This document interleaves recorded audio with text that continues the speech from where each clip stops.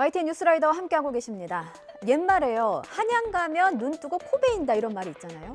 인정이 없고 야박할 때 이런 표현 많이들 씁니다. 그런데 요즘에는요. 한양까지 안 가도 배달 앱을 켜면 눈 뜨고 코 베이기 십상이라고 합니다. 이게 무슨 말인가 했더니 메뉴판의 가격이 다 다르더라는 겁니다. 매장과 배달 앱에서의 가격이 다른 곳 한두 군데가 아니었습니다. 한국소비자원이 서울 시내 음식점 30여 곳을 조사했더니요. 10집 가운데 6집은 매장 가격과 차이가 났습니다. 배달 앱이 평균 한 10% 정도 매장 가격보다 가격이 더 높았던 거죠. 제가 앞서 눈 뜨고 코 베인다고 했잖아요. 이 같은 가격 차이를 알리지 않은 곳이 더 많았습니다. 65%나 됩니다. 어떻게 이런 일이 가능했던 걸까요? 윤혜리 기자가 취재했습니다. 매장에서 가장 저렴한 메뉴 가격은 4,900원. 배달 앱을 보니 분명 같은 메뉴인데 가격은 20% 더 비쌉니다. 세트 메뉴 가격은 30%나 차이가 났지만 배달 앱에서는 어떤 안내문도 찾아볼 수 없습니다. 회사 정책이라서 저희도 이제 저희가 마음대로 해서 주는 거거든요. 이런 사실에 대해 소비자들은 어떻게 생각할까? 배신감이 들고 배달료가 비싸서 배달을 잘 안 시켜 먹게 되는 것 같아요. 배달했을 때 조금 더 비싸다 보니까 조금 속는 기분이 드는 것 같아요. 소상공인들도 사정은 있습니다.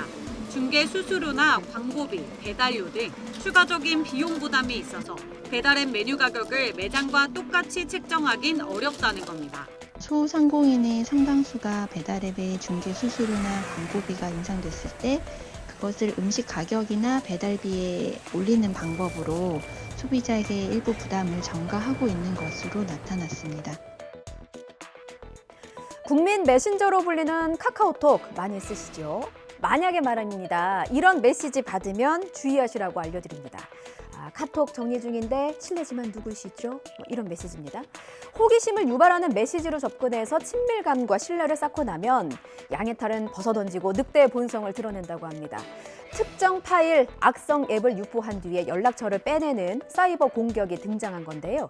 이스트 시큐리티 대응센터는 이같이 밝히면서 낯선 사람의 메시지에는 답하지 말고 특히나 바로 이겁니다. 파일명에 .apk라고 적혀 있으면 절대 설치하지 말라고 당부했습니다.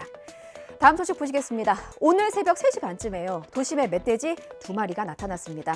시청자 제보 영상 함께 보시죠. 경기도 성남 수진동입니다. 모두가 잠든 새벽 멧돼지 2마리가 도심에 출몰했다는 신고가 접수됐습니다. 멧돼지들은 몸 길이 170cm 정도였고요. 10여 분 동안 중앙동과 신흥동 등 도심을 활보했습니다. 다행히도 사람을 공격하거나 물건을 부수는 등의 난폭한 행동은 하지 않았다고 해요. 하지만 주민 안전이 우려되는 상황이어서 경찰은 엽사를 동원해 새벽 3시 40분쯤 금관동의 한 아파트 단지에서 2마리 모두 사살했습니다. 자, 길을 걷던 여성이요. 차에 부딪히는 장면입니다. 저희가 좀 모자이크 처리를 했어요. 알고 보니까 고의 사고였습니다. 또 알고 보니까 임신부인 척 동정심을 유발해서 합의금을 챙긴 사기 행각이었습니다. 역시나 영상 준비했어요. 함께 보시죠. 여성의 팔에 주목해 보십시오. 차가 오는데 피하지 않고 오히려 쓱 차 쪽으로 방향을 틀죠. 차는 바로 정지합니다. 세게 부딪혔다는 듯 팔 한쪽을 크게 들고 운전자에게 강하게 항의하는 모습인데요. 출근 시간에 여성 운전자만 골라서 고의로 사고를 내고 저 임신부예요. 동정심을 유발해 합의금 2,700만 원을 챙긴 30대 모습입니다. 진짜 임신부는 아니었습니다. 전북 전주 완산경찰서는 보험사기 방지 특별법 위반 등의 혐의로 30대 A씨를 붙잡아 조사하고 있는데요. 꽤 오랫동안 여러 번에 걸쳐서 범행이 이루어졌습니다. 2018년부터 지난해 10월까지 약 100번에 걸쳐서 고의 사고를 냈고요. 서울, 부산, 전주, 전국 방방곡곡에서 사기 행각을 벌였습니다. 무사고가 최고지만 만약에 사고 나면요. 무조건 경찰에 신고하시는 게 정석입니다. 층간소음으로 인한 갈등 그리고 다툼 소식 자주 전하게 되는데요. 경기도 수원에서는 전기 충격기까지 등장했습니다. 경기 수원 남부경찰서는 특수폭행 혐의로 40대 여성 A씨를 긴급 체포해서 조사하고 있는데요. 사건이 있었던 건 어제 오후 3시 40분쯤입니다. 아파트 1층에서 윗집 주민인 50대 여성을 우연히 만난 A씨. 층간소음 문제로 언쟁이 시작됐는데요. 말다툼이 격화하자 전기 충격기를 꺼내서 상대를 다치게 한 혐의를 받고 있습니다. A씨는 평소 호신용으로 전기 충격기를 지니고 있었다며 당시에는 전원을 켜지 않았다 이렇게 진술한 것으로 알려졌는데 A씨와 피해 여성을 상대로 관련 조사가 진행될 예정입니다. A씨는 최근에도 윗집과 층간소음 문제로 시비가 붙어서 경찰이 출동한 적도 있었다고 합니다.